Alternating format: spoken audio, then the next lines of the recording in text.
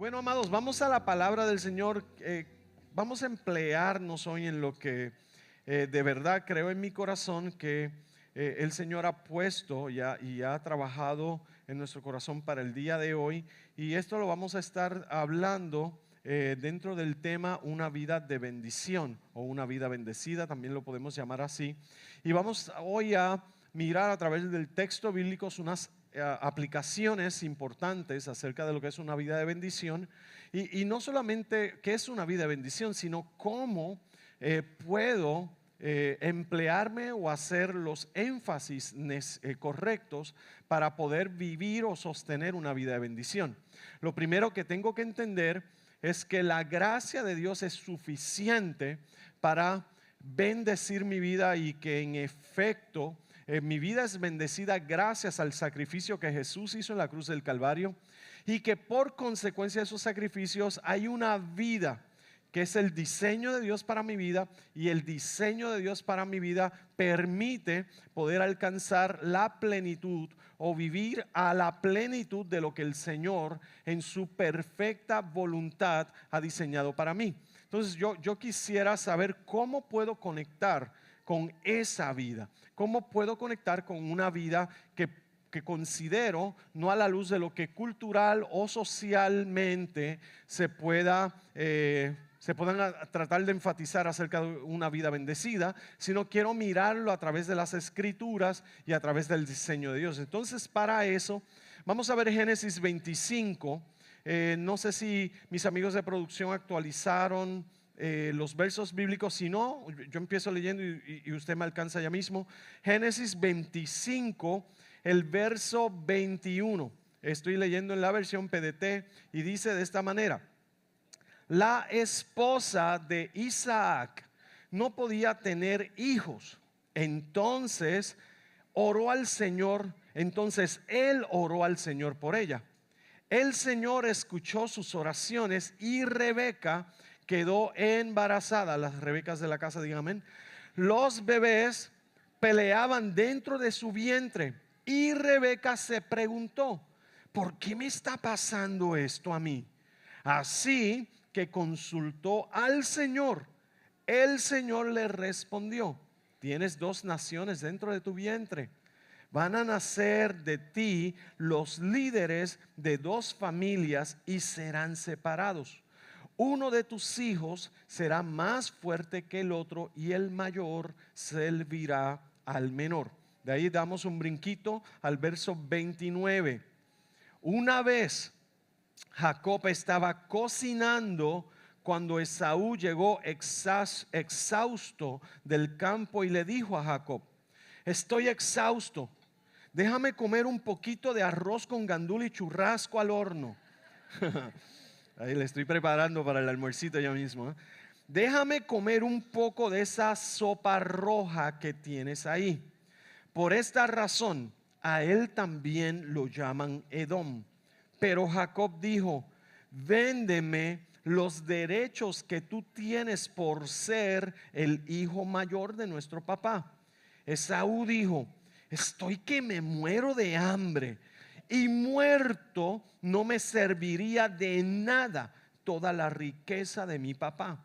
Jacob dijo: antes prométeme que me darás tus derechos de hijo mayor. Entonces Esaú se lo prometió, y así le vendió a Jacob los derechos que él tenía por ser hijo mayor. Entonces Jacob le dio pan y sopa de lentejas a Esaú, quien comió y bebió. Y escuche esta impresión que se recoge en esta escritura: y luego se levantó y se fue. De esta manera demostró lo poco que le importaban sus derechos de ser el hijo mayor. Señor, en esta mañana estoy convencido en la manera en que has ido hablando a mi corazón en esta semana, en la manera que has abierto áreas de mi corazón y has entrado en áreas de mi corazón para ministrar por medio de esta palabra, para traer claridad por medio de esta palabra. Creo igualmente que por alguien lo harás en este día, creo que igualmente alguien que está aquí en esta segunda reunión necesita escuchar, necesita recibir lo que tú me has dado para mí y para ellos. Yo te pido, mi Señor, te pido que en la manera en que vamos hablando, vamos compartiendo los detalles que impresionan nuestro corazón por medio de tu Espíritu, que igualmente ocurra en el corazón de ellos. Que tu voz, que la realidad de tu presencia, que la impartición por tu Espíritu Santo sea una experiencia, sea una vivencia, sea una realidad, sea un antes y un después en la vida de ellos y ellas. Señor, sobre todas las cosas, que pueda de manera íntegra compartir tu palabra y que por encima de todo tú seas honrado, glorificado y celebrado, porque se trata de ti y no se trata de nosotros. A ti te doy ya, desde ya te doy la gloria y te doy la honra en el nombre de Jesús. Amén. Si tal vez no llevas mucho tiempo con nosotros y no hemos tenido la oportunidad de conversar acerca de nuestra composición familiar, somos una familia de 5, aunque en realidad la verdad es que somos 6 porque Together está en el cielo.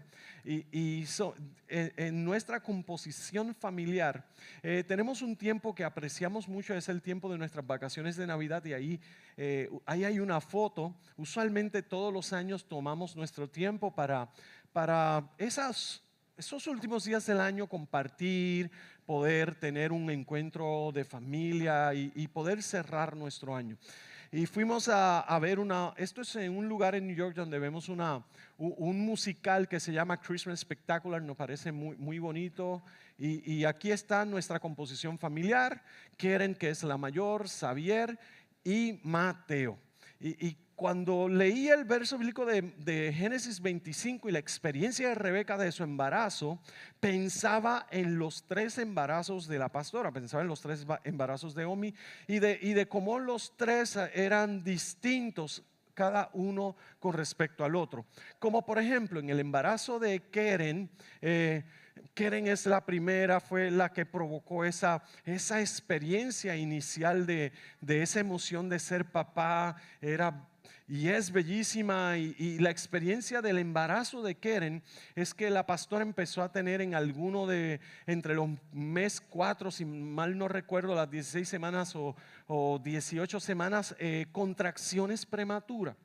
Y para proteger el embarazo de Keren, la instrucción médica eran manejar unos medicamentos para poder contrarrestar lo que eran contracciones prematuras, y también para mantenerse en un estado pasivo de ninguna actividad física, para así poder trabajar y poder evitar todas las contracciones prematuras y que el embarazo llegara a su término.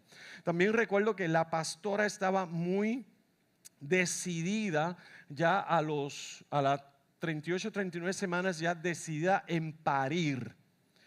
Estoy hablando buen puertorriqueño, se dice parir, ¿no?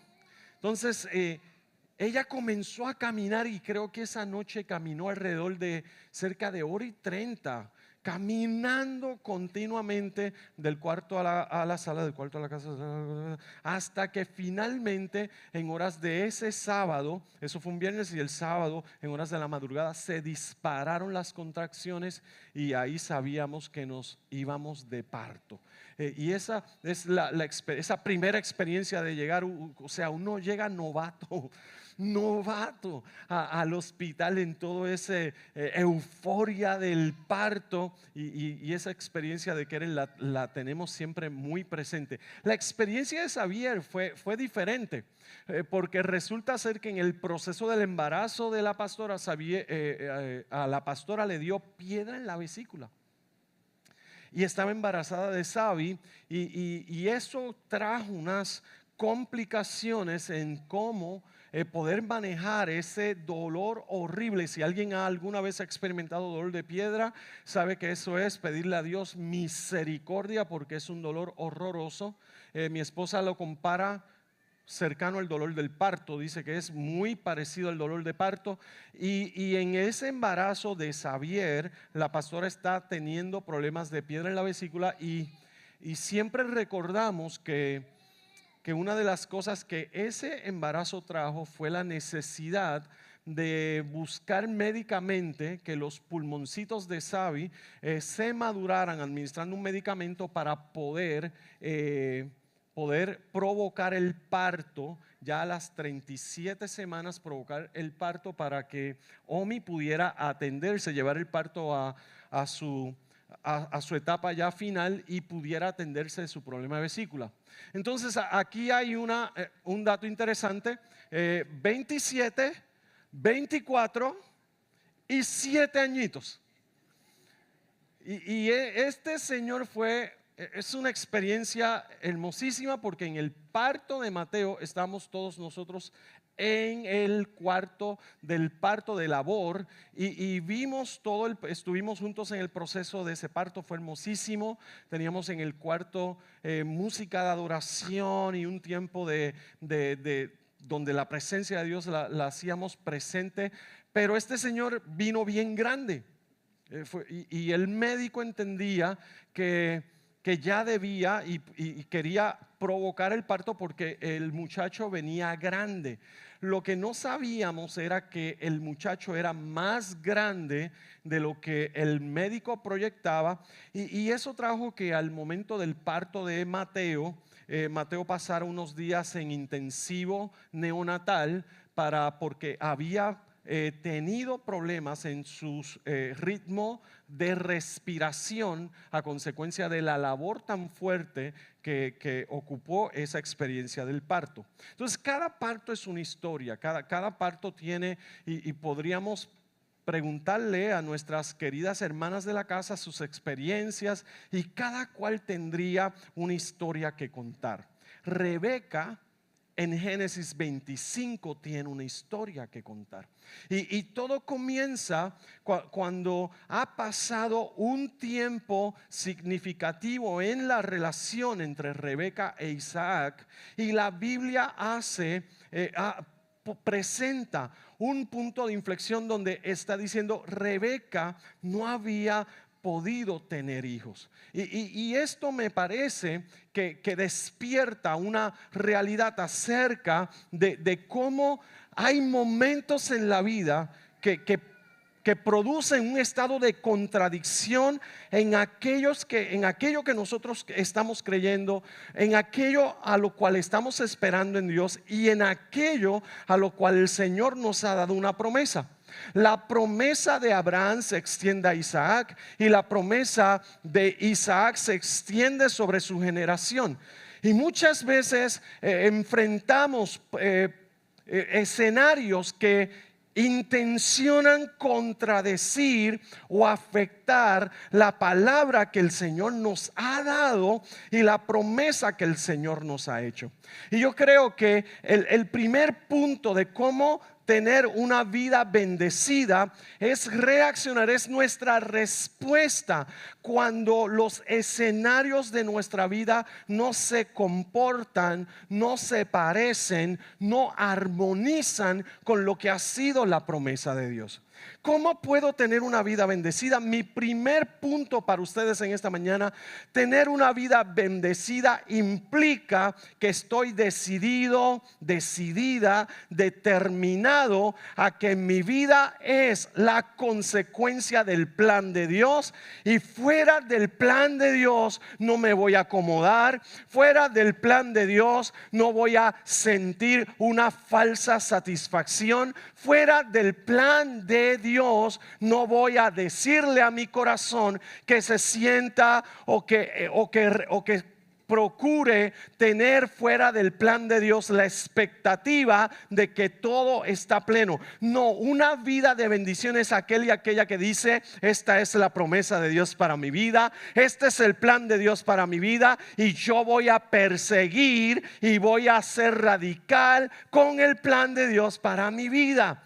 Una vida de bendición es aquel que en esta mañana entiende de que hay una promesa de Dios y esa promesa tiene consecuencias. Y tiene unas consecuencias para hoy y tienes unas consecuencias que son generacionales.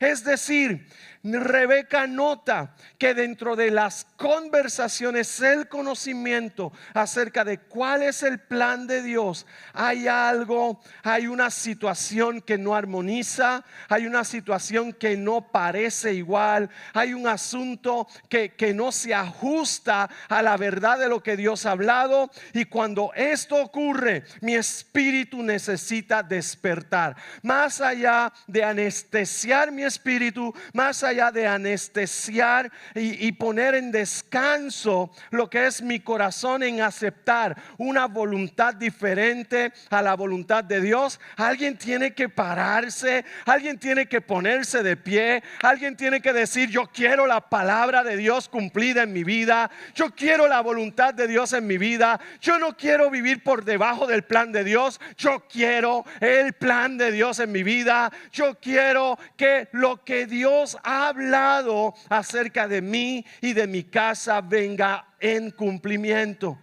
Esto implica que tu espíritu despierta. Amo esos momentos donde el Señor despierta nuestro espíritu.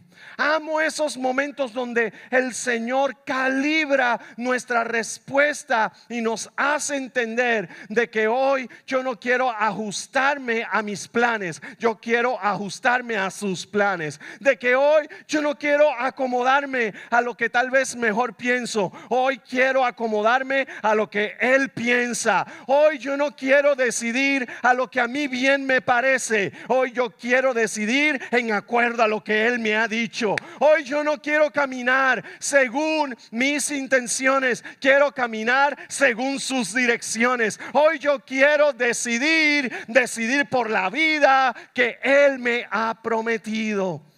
Esto implica que tu espíritu en un momento necesita despertar. ¿Qué es lo que considero cuando digo despertar? Es esa realidad que dentro de ti sabes, porque sabes que Dios tiene algo más.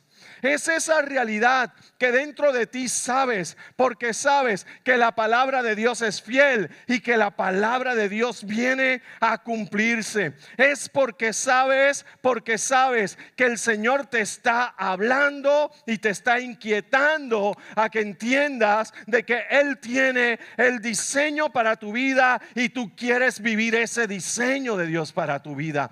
Una vida bendecida es aquel y aquella que decide: no quiero vivir por debajo de la palabra de Dios, sino en acuerdo a la palabra que Dios me ha hablado. Esto implica que hay un momento de Rebeca que podríamos llamar ese momento de la santa incomodidad. Es ese momento donde tal vez puedo decir: todo me luce o me parece bien, pero algo falta. Es ese momento donde no estamos hablando de una insatisfacción en el concepto o en el contexto de cómo se define nuestra vida por el mundo o por el sistema de este mundo, sino esa realidad donde tú sabes que la voz del Señor te está acordando cuáles son sus planes para ti. Es ese momento donde tú sabes que la voz del Señor te está diciendo: no te olvides de aquellas promesas, de aquellos pactos que Él hizo contigo. Es ese momento donde tú sabes que es la hora de accionar, es la hora de despertar, es la hora de levantarte, es la hora de decir: quiero que Dios se muestre y que Dios se revele en mi vida. ¿Puedo escuchar un buen amén a esto? Es ese momento donde tomas una decisión radical. Es la decisión radical de mirar el plan de Dios en tu vida y de afirmar que en acuerdo a ese plan es donde y cómo quieres conducir tu vida. La Biblia dice que la esposa de Isaac no podía tener hijos. Esto luce una contradicción a lo que había sido el plan de Dios. Esto luce y parece ser una contradicción a las promesas de Dios. Pero tengo una buena noticia para alguien. Dios no es hijo de hombre para que mienta, ni es hijo de hombre para que se arrepienta. Nosotros en esta mañana decimos, tal vez hoy parece que los escenarios de mi vida se viven en unas contradicciones, pero yo voy a afirmar lo que Dios dijo. Voy a afirmar lo que Él habló. Voy a creer en lo que Él prometió. Voy a despertar mi espíritu para decirle a mi espíritu que enfoque su mirada en la promesa y en la dirección de Dios para mi vida. Esto ocurre en el corazón de Rebeca y esto ocurre en el corazón de Isaac. Ellos miran lo que es la trayectoria de su vida. Cuando pienso en la vida de la gente, a mí no me impresiona muchísimo los éxitos de la noche a la mañana. Me llama la atención considerar la trayectoria. Los éxitos de la noche a la mañana, muchos los llaman como un one hit wonder. Es una maravilla de algo que ocurre de momento. Pero la trayectoria es a lo cual yo le presto mayor atención. Cuando miro la trayectoria, necesito entender que esta trayectoria presenta y proyecta las intervenciones de Dios en mi vida. Hay alguien que en esta mañana podría adorar a Dios efusivamente diciendo: si yo estoy aquí es porque Dios se metió en mi trayectoria. Si yo estoy aquí es porque Dios intervino en mi camino. Si yo estoy aquí es porque algo pasó y pasó desde el cielo a la tierra, que me encontró en una expresión de gracia que no puedo interpretar. Pero si me ves aquí es porque Dios intervino, es porque Dios se metió en mi trayectoria, es porque Dios cumplió una palabra, es porque hubo una promesa y Dios cumplió su promesa. Está diciendo que la contradicción aparente de Isaac y Rebeca parecía poner en riesgo el plan de Dios. Pero quiero decirle a alguien que en esta mañana puede creer que nadie pone en riesgo el plan ni la palabra de Dios. La Biblia dice: el cielo o la tierra puede pasar, pero su palabra permanece. Su palabra nunca retorna atrás sin cumplir el propósito por la cual fue enviada. Quiero decirle a alguien en esta mañana, tal vez hoy llegaste diciendo: qué contradicción en esta, qué contradicción es esta. Pero el Señor te dice en esta mañana: tu espíritu se enciende, tu ánimo se enciende, tu vida se activa para decir: Señor, quiero la vida que tú has prometido, quiero el cumplimiento de la palabra que tú me has dado. Voy a creer en lo que tú me has dicho.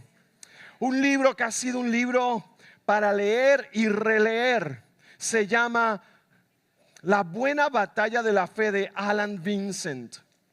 El testimonio de Alan Vincent es un testimonio cautivador.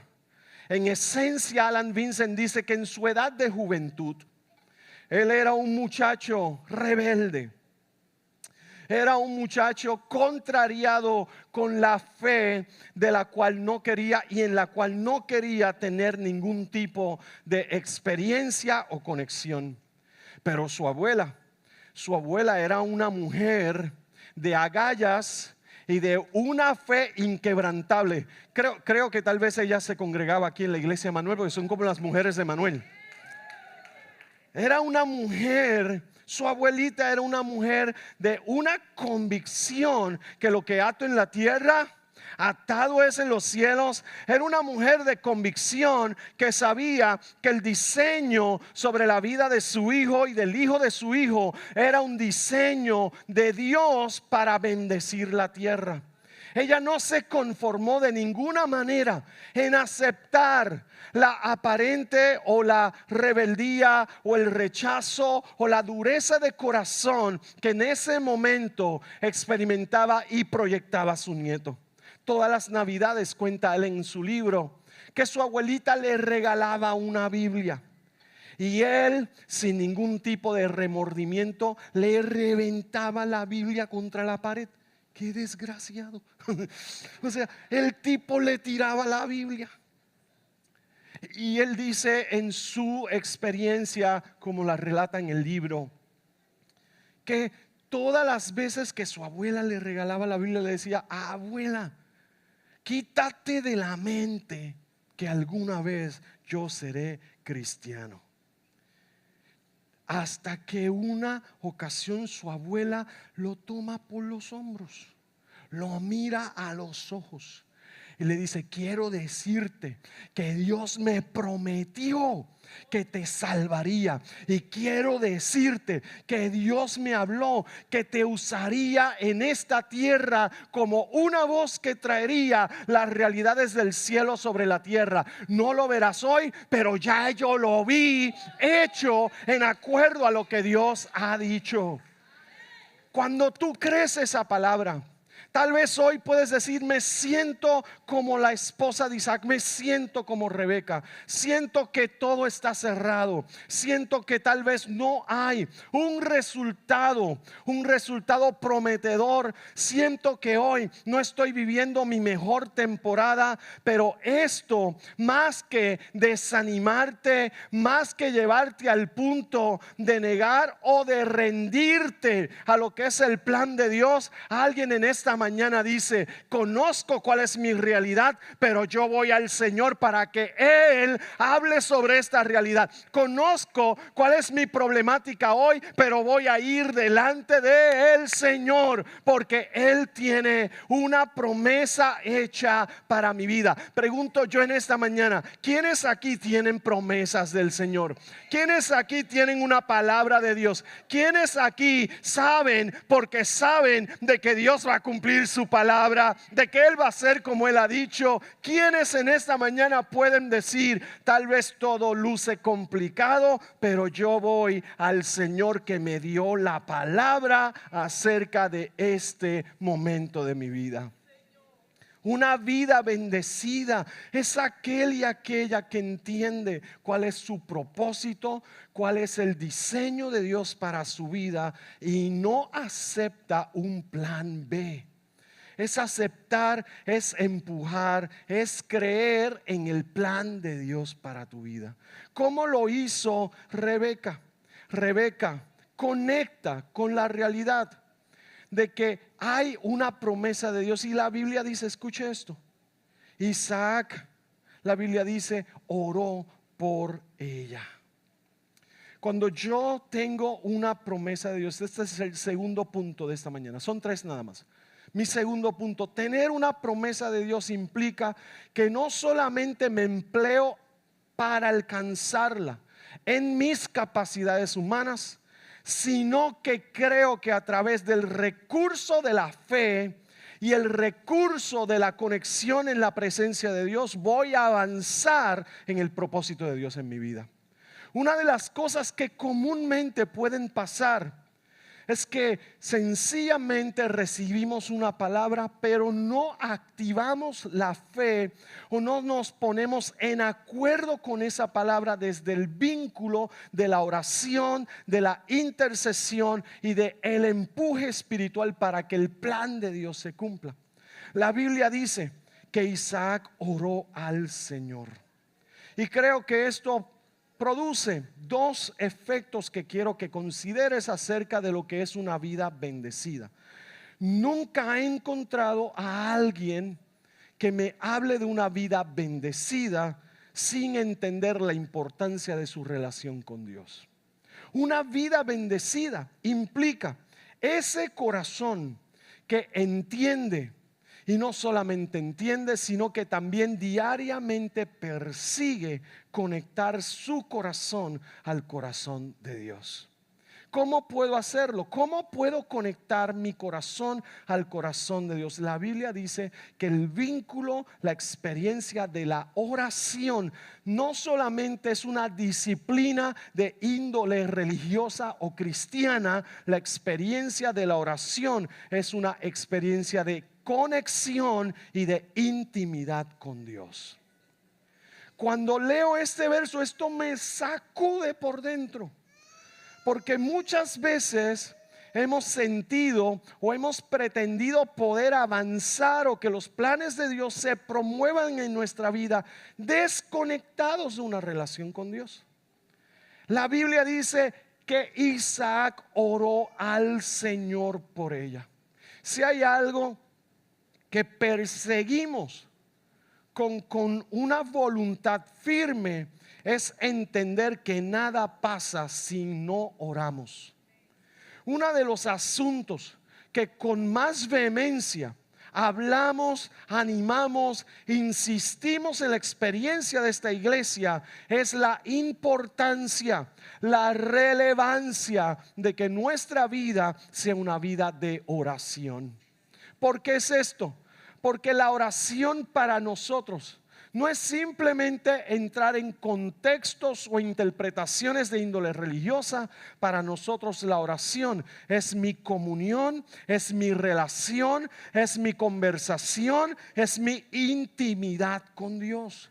Cuando oramos, no solamente estoy orando como un monólogo donde le hablo a Dios, sino que Dios también habla conmigo. Orar no es la opción B o C. Orar es la opción A siempre. Orar no es cuando todo ya me ha fallado. Orar es lo primero que voy a hacer en cualesquiera sean las circunstancias. Una vida de bendición es aquel y aquella que ha entendido que hay un gran tesoro y una fuerte manifestación del reino de Dios cuando la gente ora. Cuando oro y oro con mi corazón alineado al plan de Dios, no simplemente estoy orando como dice el apóstol. No sabemos qué orar porque pedimos en acuerdo a nuestros deseos, sino que cuando oro en acuerdo a su deseo, porque mi papá me revela lo que él quiere hacer conmigo ahora y quiere hacer conmigo en esta trayectoria de la vida, mi oración será como la oración de Jesús: que no se haga mi voluntad, sino que se haga la tuya. Que todo lo que ocurra sea en acuerdo a tu voluntad para nosotros. Orar no es una opción. Tú y yo no estaríamos aquí si alguien no hubiera orado. Tú y yo no estuviéramos en esta mañana de pie si alguien no hubiera orado. Hay gente que Dios está levantando para orar por ti. Hay gente que Dios está levantando para clamar por ti. La oración es una experiencia de poder y de mover el reino de Dios sobre la tierra. Quiero contarte esta historia muy personal y muy de familia. Como muy bien te dije, nuestro tiempo de Navidad es un tiempo que atesoramos en familia por nuestras vacaciones. Es un tiempo que disfrutamos muchísimo. Y estábamos en estas pasadas Navidades, en nuestras vacaciones, y estábamos en un lugar en Vermont. Habíamos hecho la reservación en el lugar donde queríamos comer y resulta ser que cuando nos hablaron acerca de los aperitivos de ese día en especial, nos dijeron, we have a very nice appetizer for you guys today. It's from the chef. What's that? Y me dijeron, our Scottish band. Eso fue lo que de verdad yo entendí. Yo le dije, yes, bring it on. El asunto es que de verdad nunca entendí lo que me dijo, pero lo empezamos a comer. Lo que ocurrió es que la pastora lo está comiendo y de momento su cuerpo empieza a sentir como una resistencia a comer lo que estaba comiendo. Yo me lo comí de lo más bien. Es más, lo que ella dejó me lo comí yo también. Pero resulta ser que al ratito el Señor nos pregunta: ¿y qué tal cómo estuvieron las lapitas? ¿Qué les preparamos? Por poco la escupen allí. Pero la historia es que Omi tuvo una reacción alérgica a lo que comió. Y toda aquella noche, según ella comparte, no solamente su cuerpo estaba reaccionando, sino que tenía un fuerte dolor de cabeza. O sea, era una angustia lo que estaba viviendo. Era una total angustia. Al otro día ya empezaba a tener una mejor respuesta, pero recibimos un mensaje. A esta mujer de Dios la llamamos Soco, pero su nombre es Socorro, y ella es de la base misionera de Roca Blanca. Y le escribe a la pastora y le dice: pastora, ¿cómo están? Y la pastora le dice: estamos bien, estamos en un tiempo de vacaciones. Y dice: por alguna razón ayer el Señor no me dejó dormir y me tuvo hasta la madrugada orando por ti. Lo cual implica que la oración de alguien que se pone en acuerdo diciéndole a Dios: acuérdate de tu plan, acuérdate de tu propósito, todo lo que viene en contra de ese plan no prospera. Por un camino vienen los enemigos y por 7 salen corriendo. Toda arma forjada no prosperará. Cuando la iglesia se levanta a orar, no simplemente viene a hablar palabra, viene a poner demanda en el cielo, a decirle: Señor, lo que tú hablaste que se cumpla, que tu propósito se cumpla. Alguien se para en la brecha. ¿Qué implica orar? Implica que tu espíritu se ha alineado al propósito de Dios para pedir, no de acuerdo a lo que a mí me parece interpretar, sino en acuerdo a lo que el Señor está hablando. Hay una oración, y esta oración es cuando pido lo que el Señor está hablando en su palabra acerca de mi vida. En esta mañana vengo a decirle a alguien: no desmayes en tu oración, porque el cielo está escuchando. No desmayes en tu petición, porque el cielo está escuchando. Una vida de bendición es aquel y aquella que ha encontrado y entendido que la respuesta espiritual más contundente que podemos experimentar se da dentro del marco de la oración y de la intercesión. Y esto es lo que hace Isaac. La Biblia dice: oró al Señor por ella. Lo cual implica, en otra expresión de la Biblia, si dos se ponen de acuerdo en algún asunto en esta tierra y oran creyendo, les será concedido. Estamos hablando de que es concedido aquello que oro en acuerdo a lo que la palabra de Dios dice y en acuerdo a lo que la palabra de Dios ha hablado a mi corazón. Isaac se puso de acuerdo. Me pregunto, ¿qué oración habrá sido esta? Porque la respuesta inmediata, dice el verso bíblico: el Señor escuchó sus oraciones y Rebeca quedó embarazada. Es decir, que tal vez en alas de la imaginación puedo decir que Isaac dijo: Señor, recuerdo muy bien las historias de mi papá cuando tú le dijiste que nuestras generaciones serían más numerosas que las arenas del mar. Recuerdo cuando le dijiste a mi papá que saliera y contara las estrellas y que no podría contarla, y que así serían nuestras generaciones. Esto no es lo que estoy viendo ahora, pero yo estoy creyendo lo que tú dijiste. Esto no es lo que está ocurriendo ahora, pero yo estoy creyendo lo que tú dijiste. Que se abra ese vientre, que se abra ese vientre. Alguien tiene que pararse en la brecha y decir: que se salven mis hijos, que se salve mi casa, que haya un mover de Dios sobre esta tierra.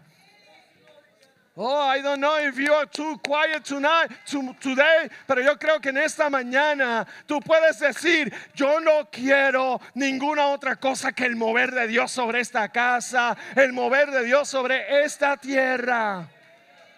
Oraciones que son desafiantes, oraciones que son radicales, oraciones que son determinadas. Es más, yo creo que yo tengo aquí gente en esta mañana que hacen oraciones agresivas. Yo creo que en esta mañana, yo creo que aquí hay gente que está diciendo: Señor, no solamente queremos 1:30 de servicio, queremos que tu gloria descienda sobre este lugar. Que creo que hay gente que tiene oraciones desafiantes en esta mañana, que le está diciendo al Señor: no solamente queremos tener un momento de éxtasis, quiero que salves a alguien, queremos que sanes a alguien, queremos que alguien sea libre por el poder de tu Espíritu Santo. Esa gente está aquí en esta mañana. Esa gente está aquí en esta mañana. Una vida bendecida o de bendición es este o esta que radicalmente se pone en acuerdo con lo que el cielo está diciendo. Es importante poner mi corazón en acuerdo a lo que el cielo está diciendo. Cuando me pongo en acuerdo a lo que es el plan de Dios, mi respuesta a esto es precisamente pararme en la brecha. La iglesia de este tiempo necesita pararse en la brecha. Quiero contarte otra historia que me parece muy puntual para esta mañana. Y tiene que ver con uno de los libros que también han sido de mucha bendición para mi vida en los pasados años, y es Fuego Vivo, Viento Fresco. Es la historia de un pastor en la ciudad de New York que se llama Jim Cymbala. La historia de Jim Cymbala cuando ocupa lo que es el pastorado de la iglesia que hoy se conoce como el Tabernáculo de Brooklyn. Habla acerca de cómo su experiencia de fe fue tan dura, tan agresiva en los inicios de su ministerio. Su iglesia no crecía. Al contrario, era una situación donde él se sentía desmoralizado, desubicado y fuera del enfoque que entendía acerca del plan de Dios. La respuesta de Jim Cymbala en un momento fue renunciar. Su estado de ánimo había sucumbido a tal condición de que Jim estaba decidido a irse o renunciar de la iglesia. Tomó un momento antes de tomar la decisión final. Se fue a un tiempo aparte, y en ese tiempo, más que sencillamente imponer su voluntad, le pidió al Señor en oración e intercesión que levantara su ánimo y que se manifestara sobre aquella iglesia que parecía ser una iglesia que iba en un estado cada vez peor. La historia de Jim Cymbala dice que en aquella oración sincera su corazón quedó alineado al plan de Dios.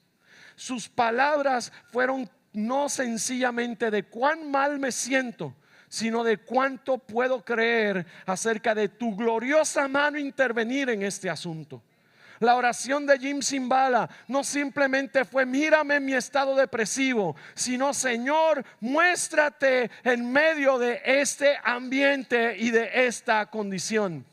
La realidad y la historia de la iglesia, el tabernáculo de Brooklyn, es que Dios visitó ese lugar, es que la presencia de Dios descendió sobre ese lugar, es que allí resultó ser uno de los más grandes avivamientos en el estado de Nueva York. ¿Y qué implica esto? Que hace falta que alguien se pare en la brecha. La Biblia dice en Crónica: estoy buscando un hombre que se pare en la brecha y levante ruego. Y en esta mañana creo que el Señor le está diciendo a la iglesia: Manuel, párate en la brecha por las familias de este país, párate en la brecha por este país, párate en la brecha. Yo creo que puedes tener 30 segundos y decirle: Señor, esos somos nosotros, nos vamos a parar en la brecha. 30 segundos que alguien pueda levantar su mano y decir: Señor, esos somos nosotros,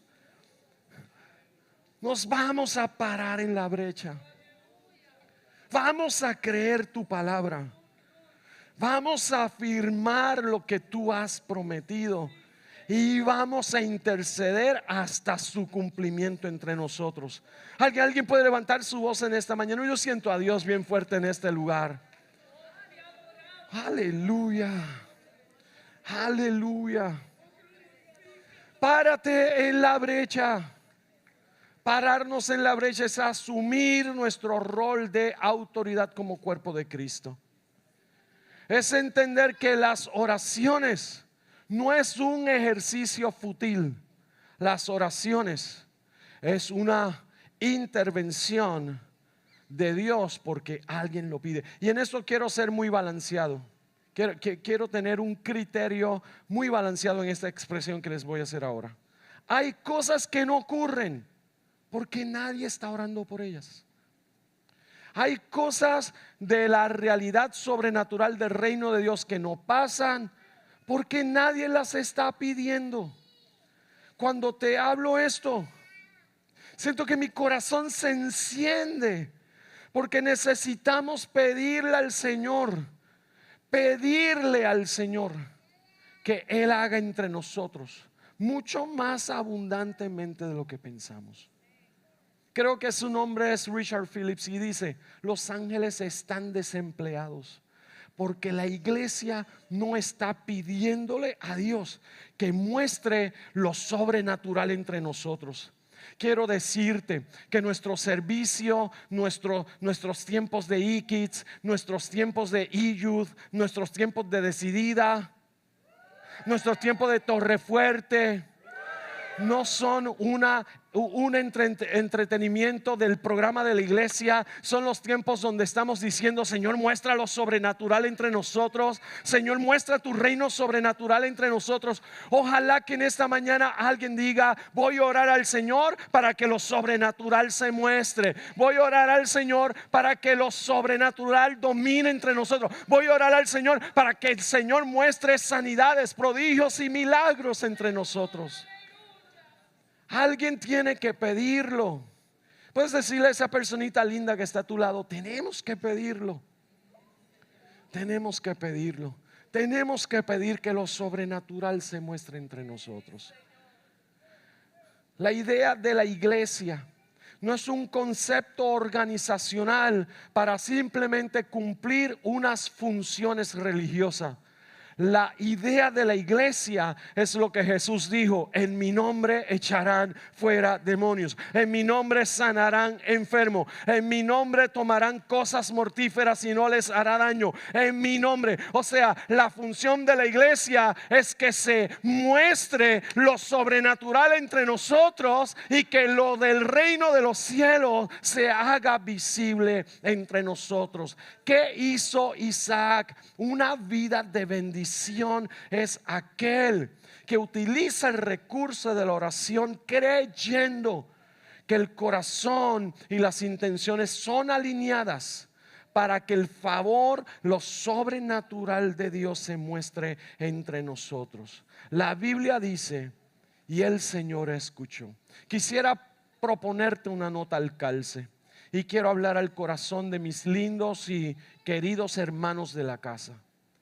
Cuando miro este texto pone en un criterio muy claro cuál es mi función como esposo, cuál es mi función como papá. Escúchame, querido amigo, querido hermano, tenemos una responsabilidad acerca de nuestras familias y acerca de nuestras casas. La Biblia dice que Isaac oró por su esposa. Quisiera preguntarle a los hombres de nuestra casa: ¿cuándo fue la última vez que te sentaste para conocer el corazón de tu esposa? ¿Cuándo fue la última vez que preferiste evitar un entretenimiento o una distracción de este día para mirar ojos con ojos y poder recibir entendimiento acerca de cuál es el corazón, cuál es la necesidad, cuál es la condición emocional, espiritual de tu esposa en medio de los procesos en que está viviendo? Lamentablemente y culturalmente, la experiencia de la hombría de la casa se ha reducido a unos estereotipos sociales o culturales y estamos abandonando nuestras familias. Estamos abandonando nuestro rol, y escuche este rol de sacerdote de la casa. Me reta profundamente escuchar como la Biblia dice: Isaac oró por su esposa. Y hay dos razones por las cuales entiendo que Isaac oró por su esposa. Número uno, entiendo porque cumple cabalmente su rol de ser el hombre que lidera la experiencia, los propósitos y los diseños de Dios sobre su familia. Este rol no es sustituible, no es delegable. Creo fielmente en mi corazón que el día que me presente delante de Dios, la primera pregunta no va a ser: acerca de cómo ejercí mi ministerio pastoral, sino cómo ejercí mi rol de esposo y de papá. Buenos días.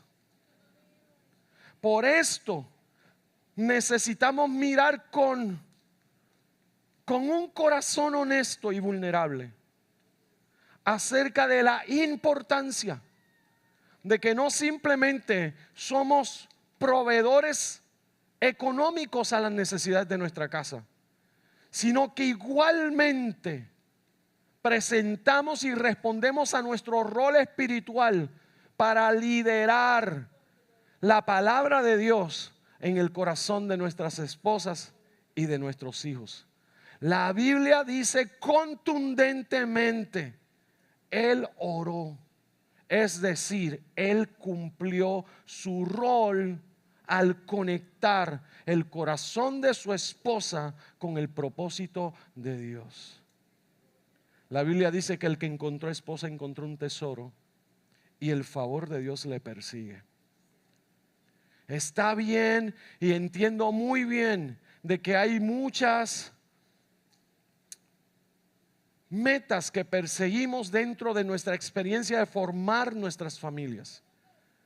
Pero todo esto tiene que estar sujeto a la primera prioridad. ¿Y cuál es la primera prioridad? Saber cómo liderar, cómo cubrir, cómo conectar con el corazón de tu esposa y con el corazón de tus hijos. La Biblia dice: Isaac oró por Rebeca. Yo no considero que nadie en mi vida tiene la mayor capacidad de interceder delante de Dios por mí que mi esposa. Nadie tiene la mayor capacidad de poder ir delante de Dios en una oración honesta, sincera, radical, determinada, valiente, como es el corazón de mi esposa. Y nadie debe de ocupar este rol para ti que tu esposa o tu esposo. Por ende, le hablo a los matrimonios de esta casa. Las estadísticas compartidas por el pastor Rey Matos en su evento Matrimonio a Prueba de Fuego dice que matrimonios que oran juntos a lo menos, escucha esto es sorprendente, a lo menos 2 minutos al día, son en promedio el 80% de los matrimonios que logran sostener sus relaciones sin tener que considerar un divorcio. Entonces es importante que se dé esta experiencia. Es importante que en esta mañana, esposa y esposo, antes de salir de este lugar, entendamos que tenemos una responsabilidad de cobertura, de oración, de cuidados, de revelación y entendimiento del Señor acerca de la vida de nuestra casa. Cuando hablo al Señor, esto me conmueve, porque le pido al Señor con mucho énfasis. Hay 5 cosas, le digo: Señor, tengo 5 cosas que te pido. Y el segundo asunto de mayor seriedad en mi vida, siempre le digo al Señor: quiero tener un matrimonio que traiga honor a ti y que produzca en la relación de mi esposa los años más felices de nosotros en esta tierra. Para eso necesito hacer mi corazón vulnerable y decirle al Señor: Señor, aquello que yo tenga en mi corazón que no promueve que esa oración alcance respuesta, yo necesito que tú lo reveles en mí. Y yo necesito someter mi corazón a tu verdad. A tu verdad. ¿Para qué razón? Para precisamente cumplir con este rol de poder ir delante de Dios y decirle: Señor, lo que mi esposa está necesitando, yo no se lo puedo proveer, pero tú sí se lo puedes proveer. Yo no tengo la capacidad, pero tú sí tienes la capacidad, y yo te estoy pidiendo que ahora mismo muestres tu favor sobre ella. Este es el rol tuyo, papá. Este es tu rol. Y este rol no lo puedes dejar para mañana. Este rol necesitas decirle: Señor, en este día yo me levanto en completa determinación radical y absoluta de ser el esposo que mi esposa necesita, de ser el padre que mis hijos necesitan y de ser el sacerdote que lidera la experiencia de tu presencia en mi casa. No estás tarde, no dejes que el enemigo te engañe en que ya estás tarde. No estás tarde. Hoy es el día, esta mañana es el día, y la decisión está delante de ti de decidir qué familia quieres, qué matrimonio persigues, qué relación con tus hijos persigue. Yo quiero decir, como dijo Josué: yo y mi casa serviremos a Jehová. Y esto no es un cliché, esto es por decisión, esto es por insistencia, esto es por relación, esto es por conexión. ¿Puedo tener un amén a eso? Este es mi último punto para ti en esta mañana. La Biblia dice que en esencia el Señor contestó la oración. La experiencia del embarazo de Rebeca fue una experiencia muy difícil. La Biblia dice que cuando ella le habla al Señor, le dice: ¿qué es esto? No entiendo. No sé cómo interpretar esta experiencia que estoy teniendo en este embarazo. La Biblia dice que consultó al Señor.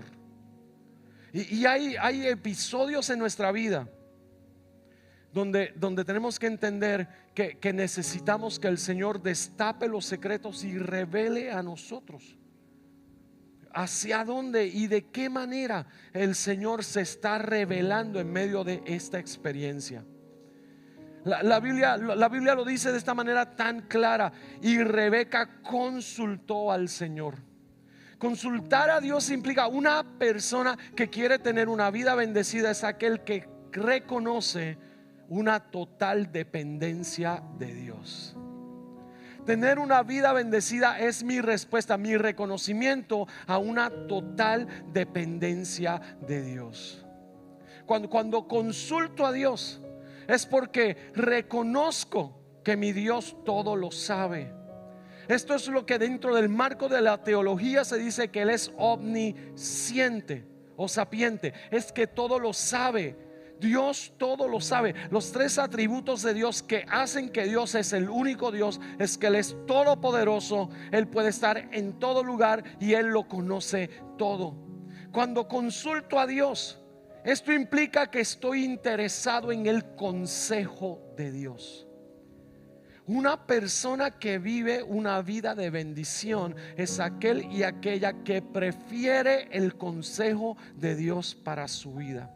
Consultar a Dios implica: fui delante de Dios a pedirle consejo. ¿Quién aconseja nuestra conciencia? ¿Quién tiene la capacidad de capturar nuestros oídos? La vida de bendición es aquel y aquella que ha decidido establecer y poner a Dios como su consejero. Es aquel y aquella que ha decidido consultar a Dios: por favor, Señor, revélame cuál es tu plan. Revélame cuál es la dirección, hacia dónde debo inclinar mi corazón. Una vida de bendición es aquel y aquella que le está diciendo a Dios: prefiero tu consejo por encima de las opiniones, de las directrices que alguien pueda darme sin haber escuchado cuál es tu plan para mi vida. Esta es mi última historia en el día de hoy. Necesito el consejo de Dios. Hace muchos años atrás, creo que cercano al año 2013,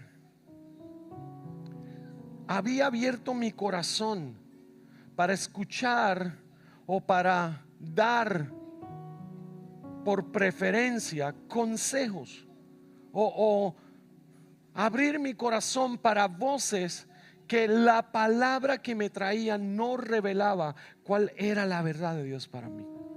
Abrir mi corazón a un consejo extraño era precisamente preferir el orden de lo que otra persona podía traer a mi corazón, más que el orden de lo que Dios quería traer a mi corazón. ¿Qué implicó para mí no escuchar el consejo de Dios?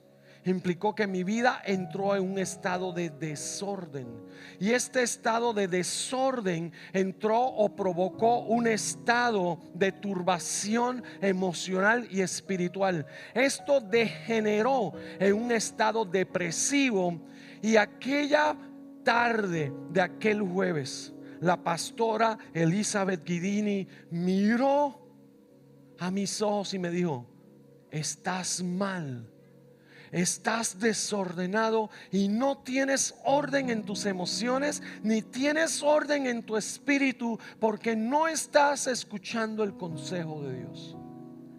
Mi estado emocional estaba alterado, mi estado espiritual estaba completamente alterado, y la pastora tomó el teléfono, llamó a un psiquiatra de Carolina que se llama el doctor José Omar González, y le dijo: necesito que me atiendas al pastor Gerson. Está descompensado al punto que ha entrado en un estado de desorden y no puede componer pensamientos correctos porque no tiene la capacidad de escuchar el consejo ahora. Al sentarme delante de aquel doctor, en esencia confirma la impresión de la pastora Elizabeth Guidini. Me dijo: Gerson, necesitas detenerte para que puedas prestarle atención al consejo de Dios y no al consejo de las voces extrañas. La Biblia dice que Rebeca consultó a Dios. Implica que Rebeca miró y le dijo: no quiero vivir un desorden. No quiero vivir en una construcción de pensamientos que me aleja de la claridad de entender cuál es tu propósito. No quiero seguir entreteniendo emociones y pensamientos que no producen el resultado tuyo en mi vida. Necesito escuchar tu voz y la necesito escuchar ahora. Necesito atender tu consejo y necesito atenderlo ahora. Y vengo a decirle a alguien esta mañana: necesitas detenerte y necesitas decirle al Señor: Señor, detengo toda conversación extraña, detengo toda conversación que no promueve tu verdad, y necesito tu consejo en esta mañana. Necesito escucharte a ti en esta mañana. Necesito la revelación tuya que produce claridad a mi conciencia acerca de cuál es la dirección que voy a caminar. Una vida de bendición está enmarcada no solamente en estos tres principios. Una vida de bendición es aquel y aquella que está prefiriendo el plan de Dios sobre su vida y ha decidido no rendirse hasta que el plan de Dios en su vida se promueva. Una vida de bendición es aquel y aquella que entiende que la relación en Dios y ese vínculo de relación a través del poder de la oración es el que impulsa que los propósitos de Dios se realicen. Una vida de bendición es aquel y aquella que dice: habla, Señor, que tu siervo escucha. Háblame, Señor, que quiero tener tu consejo. Háblame, Señor, que quiero tener tu revelación de aquello que parece secreto y oculto. Háblame, Señor, háblame, háblame. Si en esta mañana, al cerrar este servicio, tu corazón está diciendo: yo quiero una vida de bendición, yo necesito el consejo de Dios, yo necesito claridad acerca de mis pensamientos o de mis emociones. Si en esta mañana estás diciendo: yo necesito conectar con Él, porque es en Él y a través de Él que puedo vivir una vida de bendición. Si en esta mañana estás diciendo: yo no voy a rendirme al plan de Dios, yo voy a creer en el plan de Dios y voy a perseguir el plan de Dios, y en esta mañana quieres ponerte en acuerdo con esa palabra, yo te invito a ponerte de pie de tu asiento y decir: yo quiero ponerme de acuerdo con esa palabra. Yo te invito a salir de tu asiento y decir: yo quiero el consejo de Dios. Yo te invito a salir de tu asiento y decir: ahora mismo me pongo en acuerdo con esa palabra. Si hay alguien, este es el momento antes de cerrar, salir de tu asiento y decirle: Señor, esta es mi decisión en esta mañana. Esta es mi decisión en esta mañana. Esta es mi decisión en esta mañana. Si el Señor te está hablando, es el momento de salir del asiento. Nadie se me quede solo en este altar o sola. Mis hermanos que ministran en esta casa pueden llegar. Esta es la mañana. Vente, dile: Señor, quiero tu revelación en esta mañana. Quiero tu palabra en esta mañana. Quiero tu dirección específica en esta mañana. Yo quiero una vida de bendición. Quiero una vida de bendición. Vamos, puedes levantar adoración en este lugar. Levanta adoración en esta mañana. Oh Espíritu de Dios, te damos gracias. Te damos gracias, Señor. Gracias por lo que estás haciendo. Gracias por lo que estás hablando a nuestro corazón. Gracias. Tú has sido bueno.